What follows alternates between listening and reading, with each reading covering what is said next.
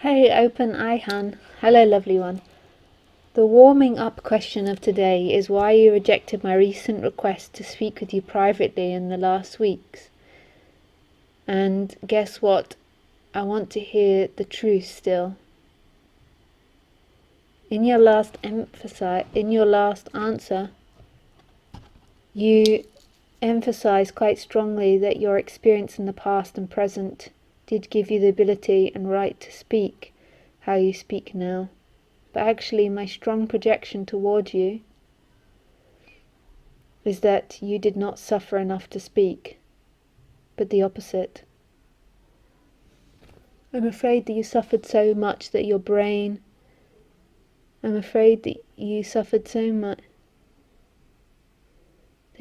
is melted down, and now chemicals run amok in your brain, making you to feel how you do, not seeing the reality anymore. And I feel it about all speakers. Of course, now you could ask why the hell I listen to you then. I do, because I do not think that I will find any other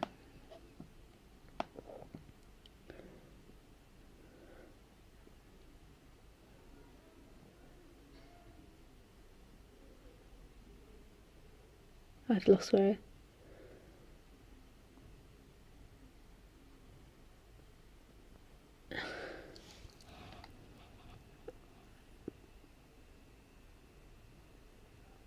oh god, I lost where Of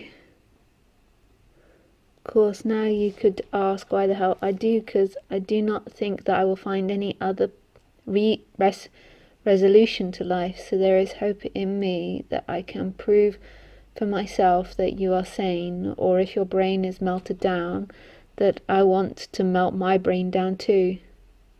That price would be just a steal to be able to be left this shithole behind, the shit behind. So you really want me to accept and believe that all good things and all bad things in life are fucking unimportant.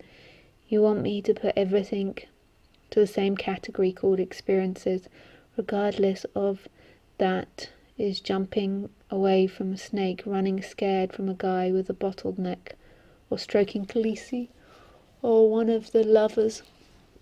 How can you say after the bottleneck, I don't know what the bottleneck is, case, that, but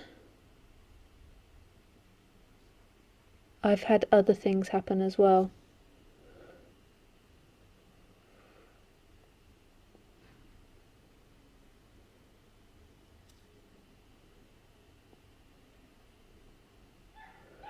It's still been life. Is this life some kind of deal to you? If there are enough good things, there can come the bad ones in exchange, and you talk about that smiling. What if you could not run fast enough, and there were and will be many ones who cannot scream or run enough, and you want me to say and speak happy about life, just because I'm something other, unchanging shit, what I cannot even sense? How the hell do you do it if you're not crazy? Well, Eckhart Tolle said that we're all crazy as humans. The difference between him, an enlightened being, and regular people was that he knew he was crazy, whereas others believed they were sane. So the reason I don't want to speak to you personally is that I feel this really angry energy from you, and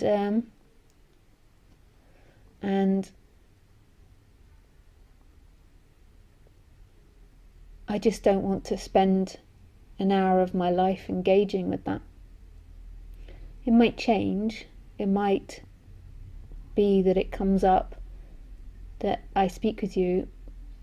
It might be that your energy changes as well. And it's nothing personal, and I'm so sorry that you feel that angry. I can really understand it, and I really have compassion for it.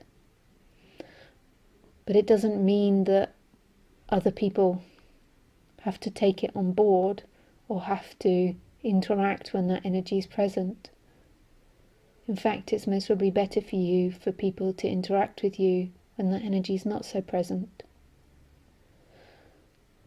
So this life is crazy. It is crazy. It's the world of opposites. This realm is the world of opposites. In order for one animal to survive, it has to eat and kill and destroy other animals in order to grow. I was watching a video. I'm a big animal lover, as you all know, and I was watching it on wolverines recently. Today, actually, a wolverine. And, you know, in order for that wolverine to survive, it has to be a fierce hunter. They live in mostly in snowy conditions in the mountains. And I was also watching this documentary of humans living off the grid. And while they're living off the grid in the wintertime, their only option is to hunt and trap meat and to kill animals and eat. And I'm not against it. I understand that that's nature. I'm against, like I've said many times before, the what's it called? Factory farming of animals. I don't understand why we have to be so cruel. At least with hunting animals and trapping, even though it's really cruel them being in that trap for a day or two, at least they've had a lifetime of freedom and running around. They've not just been kept in this pen where they can't even turn round, they can only sit down and stand up. But that's full on. So in order for this world to continue, one thing always has to change to another. And we as humans are in constant denial of this because it petrifies us. Like society's in denial of it. So when you go into the supermarket in English, we don't even call what we eat cow. We don't even associate it with that. We call it beef. Beef. And we wrap it in these packages. And even though we know we're eating animals, we're also in denial of it. Like people can't actually watch the videos of the animals dying. But they can eat it, but they eat it in a pretense. And in our society, we rarely see death. We hide this out of view. Because it brings up too many questions. It's too much for people to handle. And I was lucky, and I mean, I was lucky because at such a young age, I was confronted with so many difficult events. I was confronted with living with my gran, who was a beautiful person, but she was also a very difficult person. But she had a hole in her leg. And they couldn't heal the hole in the leg unless they amputated her leg, but she refused to have the leg amputated because she just couldn't mentally cope with not having a leg. So she used to have a bag that collected the pus, and every day the nurses would come, the government nurses would come, and they would change this bag of pus because it was constantly leaking this hole in her leg.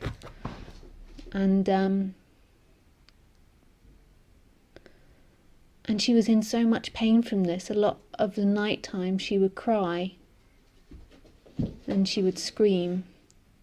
And it's kind of like, why didn't she have the leg off? But, you know, I was just a kid. So I grew up with my gran, who was a lot of the time in immense pain. And I really heard it and really saw it. And also because she was disabled, she was in and out of hospital a lot. She had so many complications.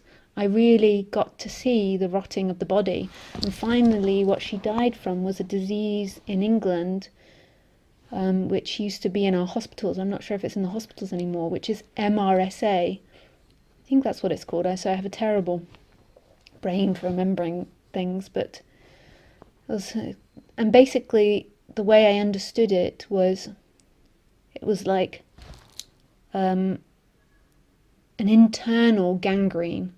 This is the way that it was explained, and they couldn't heal her from it. Some people they can heal this from, but they couldn't heal her from it. She was too old, or so basically her insides began to get destroyed bit by bit. And I remember her foot going black and dying, like, and seeing her foot die, like, yeah. And then the next day I came in, or the nurses had just covered the foot in bags.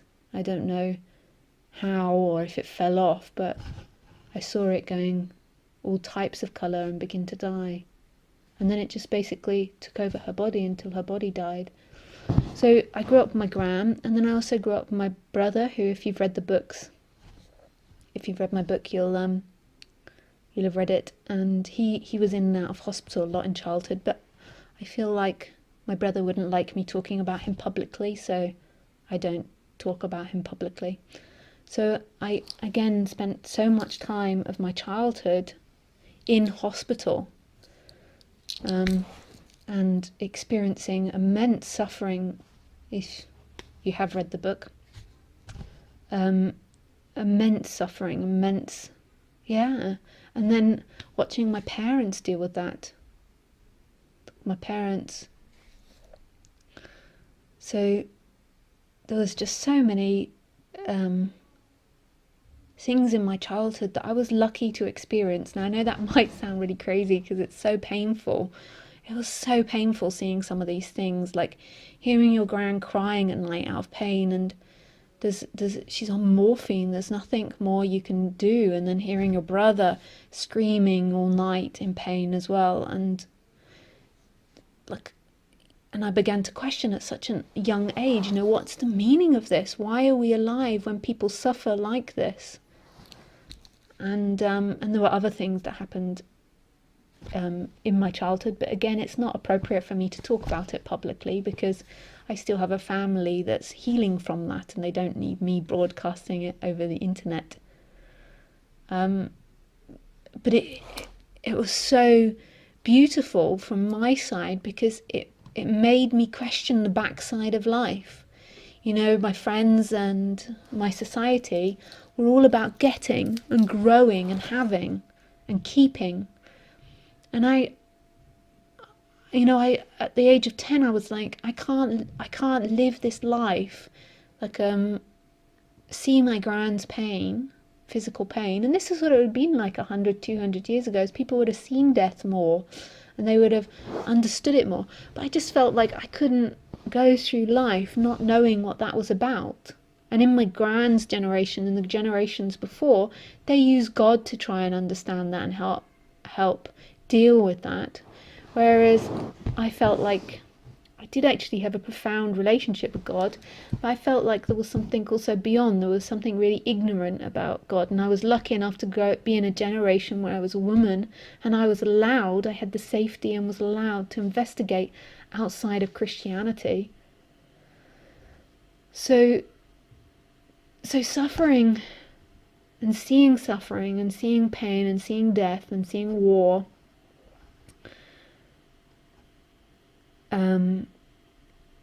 it's also such a beautiful thing because it totally brings us to our knees.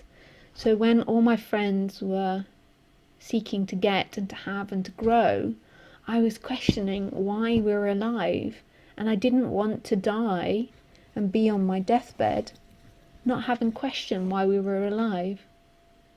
So I know to you think, oh, she's not suffered enough, or she's gone mad from all the suffering. Maybe I did go mad and it popped something in my brain. But it was such a gift as well. It was such a gift. So they say in Buddhism, one of the Four Noble Truths is the realization that life is suffering. So before you can go beyond that life is suffering, you have to realize that life is suffering. Like, really see it.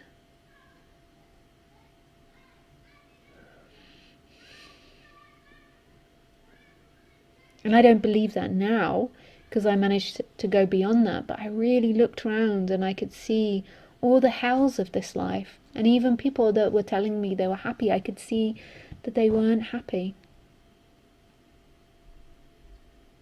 And I think that, I don't think it means that life is suffering as in this whole thing is suffering, but I meant it means in the human form that life is suffering. Being identified, because I don't believe the animals suffer, because I know what it's like to just be totally empty experiencing this. Yeah. And if I hadn't had that, I would now most probably be with kids and a husband and be so focused on raising the kids that I wouldn't even have the opportunity to question. What it meant though was throughout my 20s I had to spend a lot of time dealing with my conditioning, because I also had some difficult conditioning that came up in my body-mind. But I feel blessed that life allowed me that experience and didn't just make me one of these, because I could have had so much being a good-looking white female in this generation. It didn't just set me on a path of greed, it made me really reflect on reality. It really humbled me.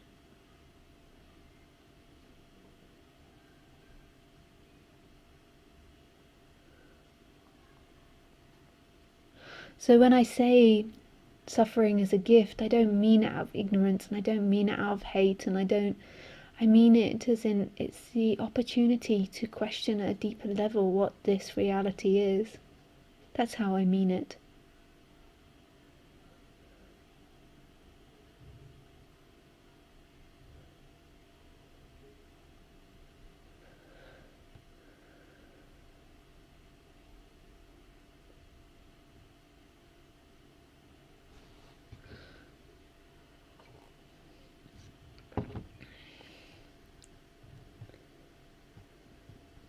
So, yeah, I'm crazy. You're asking if I'm crazy, and I am crazy. But being crazy on the human form, that's not the freedom that I'm speaking about. I'm speaking about this presence that's here.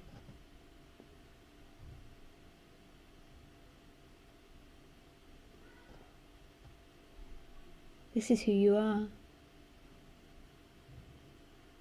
You know, and it sounds so harsh, some of the things that I say, but when you really realise that you are this empty presence looking, you realise that no one suffered.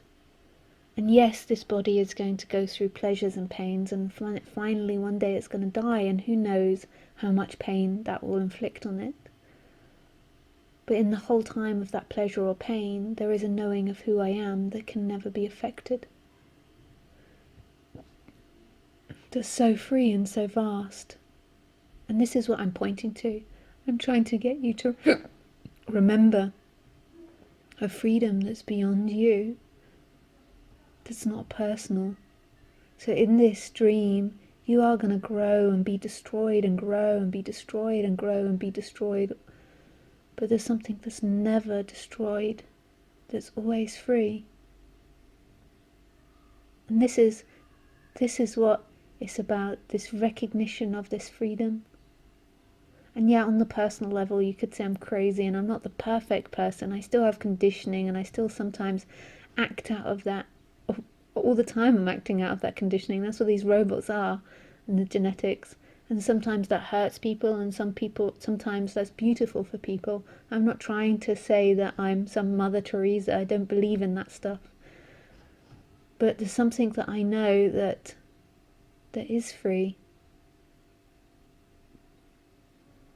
And it's not me on the conditioned level that knows it. It's that which is shining through my eyes. It's that which you're attracted to.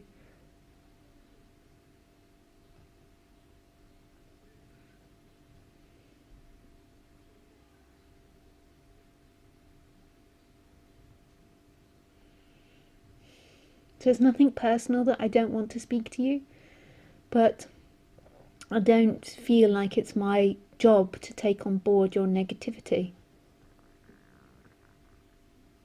or to sit with you while you have that negativity. I'm happy to shine and express the truth of my being, and in doing that, maybe you remember the truth of your being. You know, you get all these funny conditioned ideas. I don't know if I had it that much when after the awakening, but you know, in spirituality, that you take on like you'll take on anything of anyone's, like out of compassion. And the true compassion is shining your light, no matter what the person is, but not taking on board all this other stuff. Okay, she likes to sit near me. She'll follow me everywhere, but she's not so much into cuddling. There's always a little bit of distance. And then sometimes she comes and sits right close to him. I'm like, oh, cuddle. Just like her owner. I'm just like that with humans as well. You know, just like that too. Don't I? I never invade anyone. I always give them loads of space. Don't I? Well, that's conditioning. That's what I mean. So in my childhood, I often felt like people were too invasive. And so my personality is that I never want to invade someone. It's really a sweet quality. And my mum's like it too. So when I was growing up, I sometimes thought maybe my mum's just not all the time, but occasionally I thought maybe mum's not interested in me because she never asks me too many personal questions. And then one day she said to me, I don't like to ask you personal questions because I don't want to invade you. And it was so sweet when she said that, and then it made me cry. Like the whole time she'd not been asking me the questions because she was feeling like she wanted to give me space. So I'm like that too. So if you ever feel rejected by me because I give you too much space, it's a really beautiful quality that I have. Because often people can be so invasive.